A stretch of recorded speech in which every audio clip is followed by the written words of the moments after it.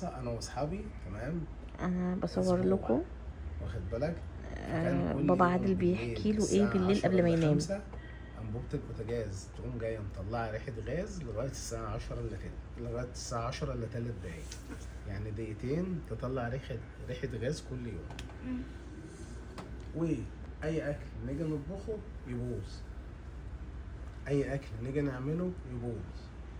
الأكل اللي احنا نشتريه من بره ونسيبه لتاني يوم، تمام، نصحى نلاقي ايه؟ اتاكل.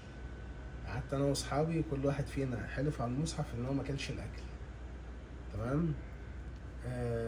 مامتي بقى الله يرحمها كانت عدت علينا وجابت لنا محشي، تمام، وكانت حله كبيره، كلنا كلنا واتبقى ايه شويه حلوين، فحطيناهم فين؟ في التلاجة. صحينا الصبح لقينا المحشي متاكل.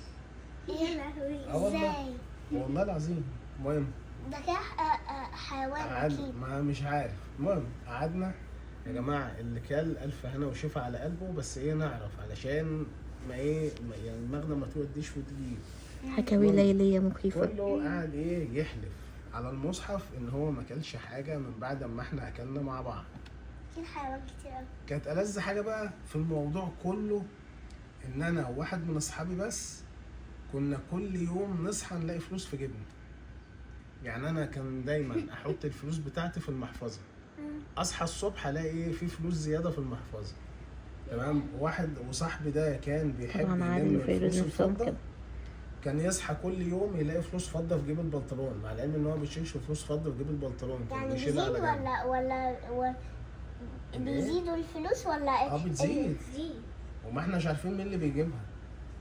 المهم اكيد ايه، مش حيوان يعني. عايز اقول لكم ان احنا في اخر يوم فعلا ما كملناش، احنا يا دوب في اليوم السادس خدنا بعضنا وقمنا سايبين الشقه وطلعنا جري، فاهم. تشاء الظروف بقى ان انا اقابل واحد صاحبي تاني ما كانش معانا، يقول لي ان هم قعدوا في شقه في نفس المكان في جمصة، تمام، وحصل معاه برضو ايه حاجات غريبه. فالمهم قمت قايل له الشقه دي في منطقه الصفا، قام قال لي قلت له الدور الاول علوي، قال لي قلت له بس دي الشقه اللي احنا كنا قاعدين فيها بسم الله الرحمن الرحيم.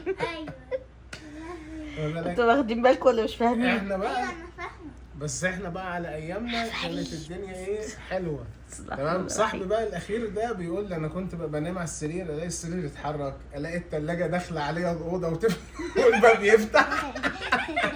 مين هينام النهارده لوحده؟ قلت له ازاي؟ قلت له هتلاقي الثلاجه كانت خايفه عليك لا تسيح.